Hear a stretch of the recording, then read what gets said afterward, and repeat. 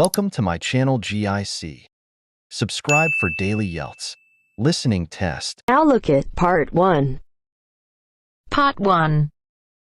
You will hear a conversation between two students about buying a used car.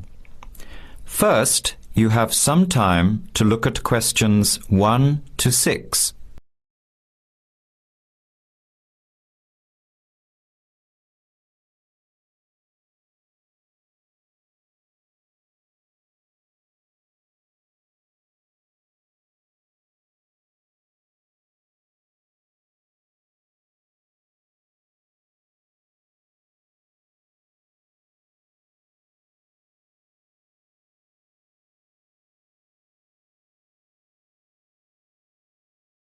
Answer the questions as you listen. You will not hear the recording a second time. Listen carefully to the conversation and answer questions 1 to 6.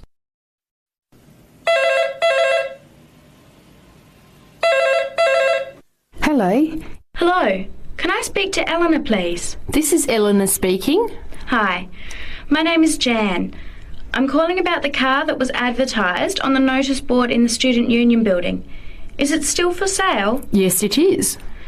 Your ad says it's a 1985 Celica, in good condition. It's old, but it has been well looked after. My family has had the car for 10 years. I'm just the third owner and my mother had it before me, so we know its history. We've got all the receipts and records. It's had regular maintenance and the brakes were done last year. It runs really well but looks its age. Why are you selling it, by the way? Well, I'm going overseas next month to study. I'll be away for at least 2 years, so I have to sell it. Unfortunately, it's been a good car. You want $1,500, is that right? I was asking $2,000, but since I need to sell it quickly, I've reduced the price. Would you like to come and take it for a drive? I don't live far from the university. Yes, I'd like to have a look. What time would suit you? Any time this evening is fine. Well, I finish classes at 6 o'clock. How about straight after that? Say 6:30? Great, I'll give you directions. When you leave the main gate of the university, turn left on South Road and keep going until you get to the Grand Cinema. Take the first right, that's Princess Street. I'm at number 88 on the right. So it's 80 Princess Street. No, it's 88 Princess Street and the suburb is Parkwood. You'll see the car parked in front. It's the red one with the for sale sign on it. Okay, thanks Eleanor. I'll see you later. Bye. Before you hear the rest of the conversation, you have some time to look at questions 7 to 10.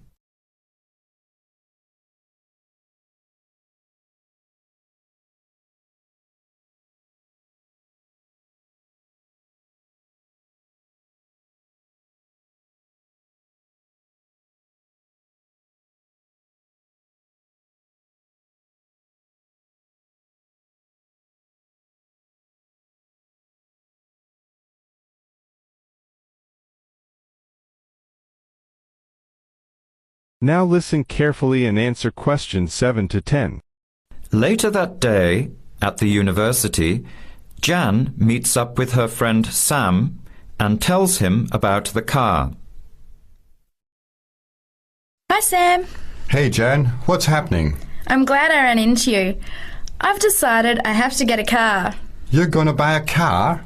Do you really need one? I'd probably still be driving except that my car broke down last year. Instead of getting another one, I just moved closer to the university and went back to riding a bike. Better for the environment, better for my health, and I save a lot of money.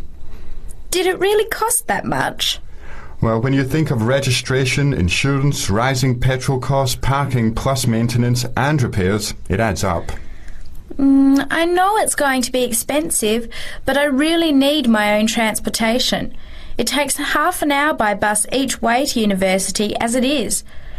But now I'm working at night in the city. There's no way I want to hang around waiting for a bus late at night, then walk 3 blocks home alone. Hey, I think you've got a point there.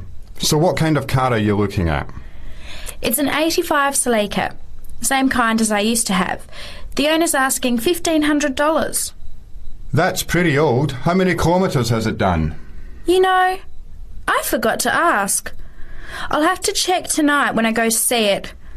Would you be able to come with me to have a look at about 6:30? Sure, I'll come, but I don't know a lot about cars. I do know one thing, though.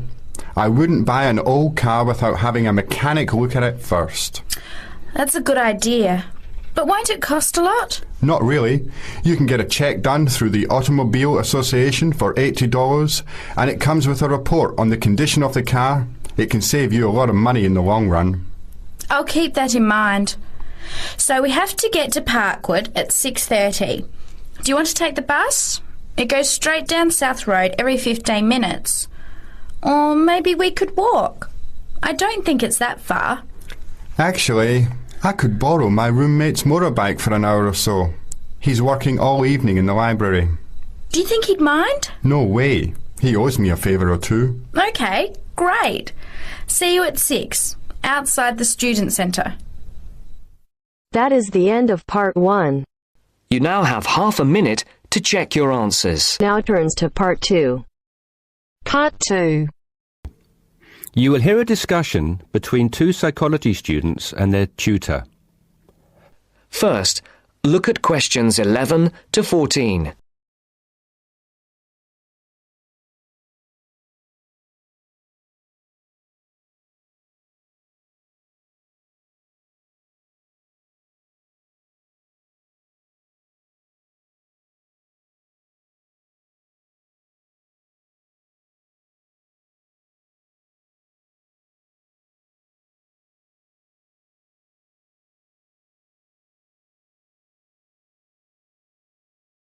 Listen carefully and answer questions 11 to 14.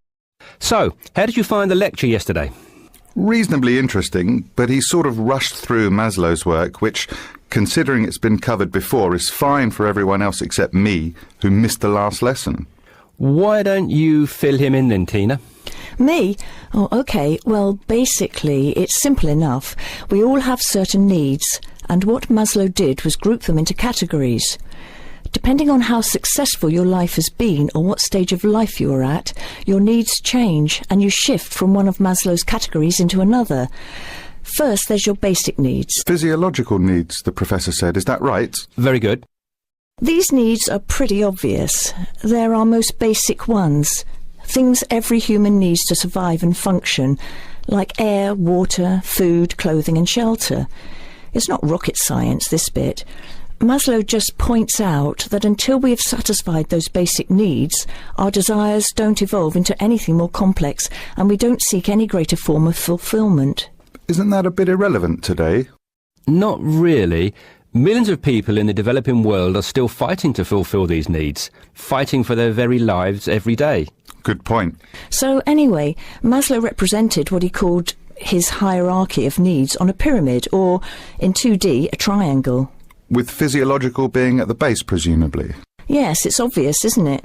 What's at the other end of the spectrum, then? Well, to be at the pinnacle, you've got to have mastered the other levels of need. Then you are in the self-actualization zone. This is a place where you are very at one with yourself and looking to make the absolute most of your skills, talent and potential. You can only focus on maximising these, though, of course, if, as Maslow reminds us, you're fulfilled in every other sense. And what are these in-between levels, then? Well, after you've found food and water and shelter and so on, the next step is to fulfill your safety requirements. Safety does not just mean your physical safety, though. That's far too simplistic. It's also about your emotional safety, your job security and so on. And let me guess, after that it's the need for esteem. No, Maslow reasoned that after your physiological and safety needs are fulfilled, the next most urgent requirement is for friendship, intimacy, companionship and so on. You know, on an emotional level, building a family, having relationships, etc. Only then, after you have found a sense of belonging, does the need for esteem take precedence, he argues. Presumably that's the need to feel accepted and valued. Yes, but more on that later. Do you feel more comfortable now? Yes. Thank you both. Before the broadcast continues, Look at questions 15 to 20.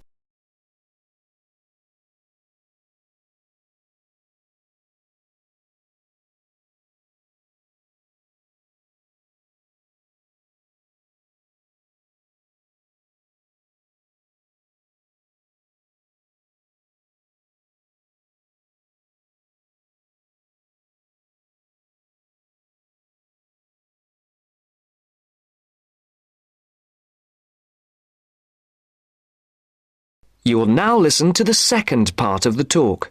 Listen carefully and answer questions 15 to 20. OK, now that you are both familiar with Maslow's hierarchy of needs, let's look at a few cases in point. Case 1. Crime boss in the slums of Mumbai. What do you think? Surely very low. Physiological, I'd have said. But he has food and shelter. A shed is hardly shelter. And how is living from hand to mouth every day adequate from a nutritional perspective? Oh, of course. You're right if you look at it objectively. But remember that human psychology is far more complicated than that. When quizzed, this person surprised researchers. First of all, he regarded his shed as adequate shelter and was completely content there. Secondly, he genuinely felt satisfied with his level of food intake. Thirdly, being the crime boss of the slums, he felt very safe, arguing that no one would ever touch him. He had no self-esteem issues either, since he had the respect of his fellow slum dwellers. It may have been fear, but he perceived it as respect. That is all that matters, and was quite content with who he was. I see. So it's not just about the reality of your situation, but also how you perceive that reality. Exactly. Most people would be very low on the hierarchy in his position, feeling like they wanted and needed much more. He did not. Now, what about case 2? A multi-millionaire rock star.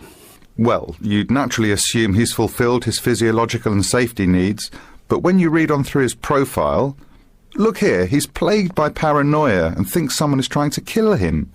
On that basis, given his state of mind, he must believe that his safety is compromised. So safety must be his primary concern. Very good. And look here at case 3, a property magnate. Having suffered badly during the recession, his portfolio of properties is in danger of being repossessed. In fact, look, he's in danger of losing everything and being left without even enough to support himself. Wow, so I guess he's gone from very high up right down to the bottom. Exactly. Even his basic needs are no longer secure. An excellent example of how there can be movement both ways on the pyramid. Case 4. A housewife. She must have some esteem issues, surely. Read on.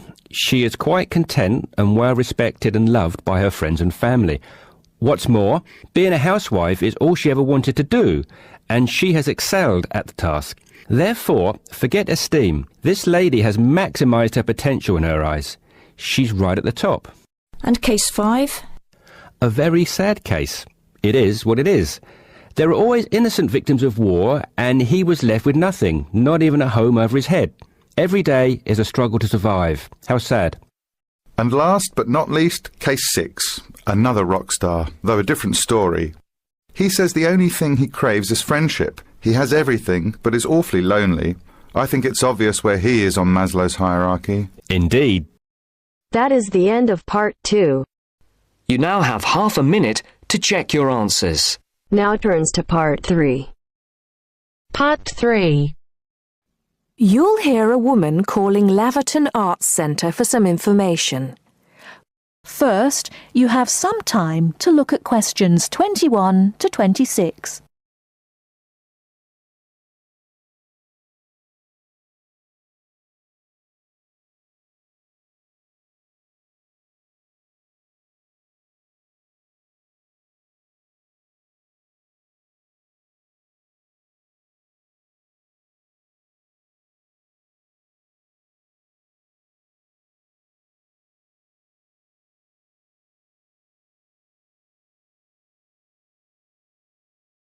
Now listen carefully and answer questions 21 to 26. Laverton Arts Centre. How can I help you? Hello. I've been to the Arts Centre a few times recently, and I understand you have this scheme for regular visitors. The Friends of Laverton Arts Centre? Yes, that's right. I wonder if you could tell me a little about it. I mean, how much it costs and what benefits it offers, things like that. Certainly. Well, first of all, the good news is that we've recently changed the scheme. It used to cost £15 a year, but now it's free. All you have to do is fill in an application form. You can either come to the Arts Centre and do that here, or you can go to our website and apply online. And so what are the benefits of joining?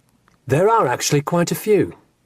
As a friend of Laverton Arts Centre, you'll receive a newsletter every 3 months with information on all the forthcoming events. That sounds useful. You also get priority booking for shows and concerts in the main theatre. Can you explain how that works exactly? Yes. What that means is that when tickets go on sale, for the first 2 days they're only available to Friends of the Arts Centre. So, as long as you book early, you can make sure you get seats. Great! Do you ever offer discounts to Friends of the Centre? Under the old system, when you had to pay to be a member, we did. Under the new system, there won't be any discounts for shows in the main theatre or films at the Arts Cinema. Having said that, we will be offering some discounts to members for performances in the small theatre. There'll be information about this in each issue of the newsletter. I suppose I can find that information online as well, can I? Absolutely. Actually, we're redoing our website at the moment.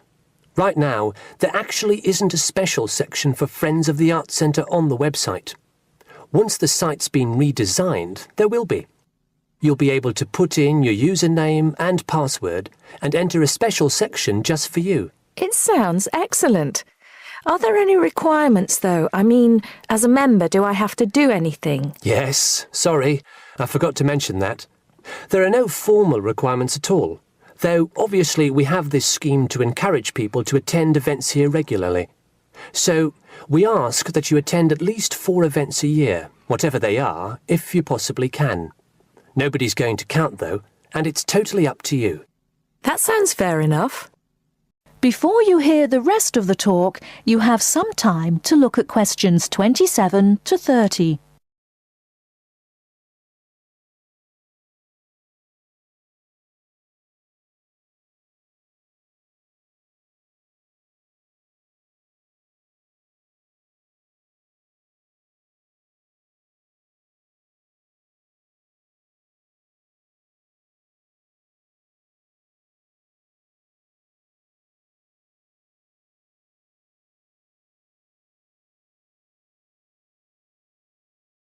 Now listen and answer questions 27 to 30. While you're here, we're actually conducting a short survey of people who phone up the Arts Centre. Would you mind if I asked you a few questions? It'll only take a couple of minutes. Sure, no problem. Thanks a lot. So, how many times have you visited Laverton Arts Centre in the last 6 months? Well, I've only lived in the area for the last 4 months, so not that many times. 3, I suppose. Yes, that's right. Fine. And how did you first find out about the Arts Centre? Let me think. Oh, yes, a friend invited me to a concert and I came with her.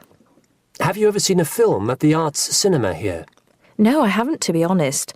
In fact, until you mentioned it earlier, I didn't realise you even had a cinema. One more question. If we offered a free tour of the Arts Centre, including things such as going backstage to look at the dressing rooms, would you be interested in going on it? Oh, yes, definitely. I think a tour like that would be very interesting. I'd even pay for it. That's great. Thank you very much for your time. Thank you. That is the end of part 3. You now have half a minute to check your answers. Now turns to part 4. Part 4. This morning, I'd like to look at the whole issue of contemporary art. What it is, how do we interpret it, what are its uses, and does art, in effect, have any advantages or disadvantages for society? First, you have some time to look at questions 31 to 40.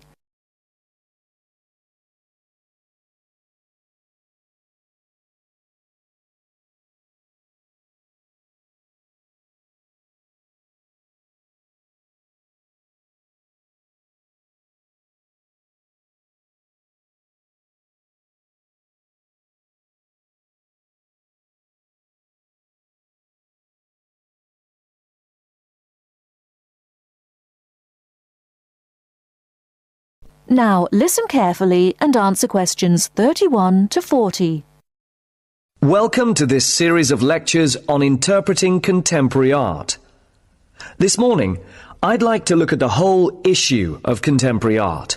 What it is, how do we interpret it, what are its uses, and does art, in effect, have any advantages or disadvantages for society? I think at this point it's important for me to clarify that I am looking at art from two main perspectives. Firstly, art as something made by and appreciated by individuals, and secondly, art's relationship with society, as it is society that supports, protects, and encourages art. And I'm hoping that this lecture will act as a springboard for you to revisit your own artistic experiences and question your own ideas of what contemporary art means. Throughout this series of lectures, I'll be looking at various examples of art to illustrate my points. However, if at any point I show you an example which is unfamiliar, then please tell me, as it is imperative that you be able to use your past experiences so that you can check to see if your ideas agree with mine. So if you have not seen a particular work of art before, then this will not work. And let me remind you now that at the end of these lectures you will be given a written assignment which will consist of a 2,500-word critical essay. This is not an art review, but an analysis of what you think this kind of art means. Okay, so what is contemporary art? Well, my view is that contemporary art reflects a particular time in history. In terms of Western civilization, this is the period that became known as the Renaissance, which began roughly in 1450. But this becomes confusing as the modern era is also considered to be from 1789, from the time of the French Revolution. Added to this are modern ideas and modern art that developed from 1890. This period has also been called the turn of the century. To try and somehow bring all these periods together, I shall define contemporary art as any art created from 1920 up until the present day. Turning now to the question of whether or not art is useful for society. Well, when we look back at the history of the West, we can see that there has been a tradition, especially in Western Europe, of art that was official. This meant that the government sponsored or subsidized the art. It could be said, therefore, that art has a cultural use, in that it can represent both the culture and history of a country. And let's remember what I said earlier, that this is both the history and culture of a particular time. Now, the disadvantage of this kind of official art is that it tends to be academic. And by that, I mean it is art that requires the person looking at it to be educated in art, at least to some extent. So it seems to me that this restricts this type of art to a particular social group. And whether you agree with this concept or not will depend on if you believe that art should be accessible to everyone. Of course, with the rapid developments in technology and advertising, the television, computer, and various forms of digital media, art has changed. And although there will always be a need for art to be subsidized by governments, we see today art forms that are surviving on individual subsidy. Sometimes this is through the support of wealthy patrons, such as businessmen or famous people. But it also operates on a more simple level. I refer here to the art that is done on walls and in streets, sometimes called amateur art. But it is the art of graffiti, and it is now accepted as an art form in itself. So here we come to what I see as another advantage for society, in that art is a means by which people can express their ideas, their feelings. Of course, in the case of graffiti, there is much debate as to whether the advantages outweigh the more negative side, which is when graffiti artists paint on public buildings.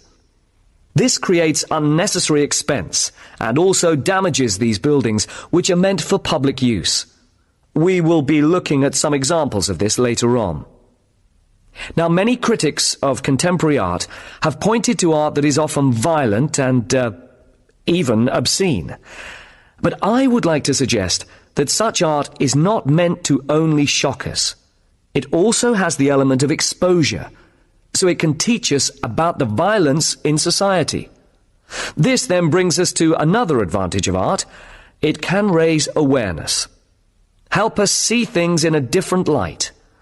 The disadvantage of this is that art can be dangerous. What I'm saying here is that if we accept that contemporary art has the power to influence our feelings and attitudes, then we have to accept that art can evoke negative feelings like anger as much as it can give us feelings of hope and peace. But art is, after all, about us, so it can be about our beliefs and our behavior. And as human beings, we possess both positive and negative traits. I'd like to show you some slides now to illustrate what I've been talking about.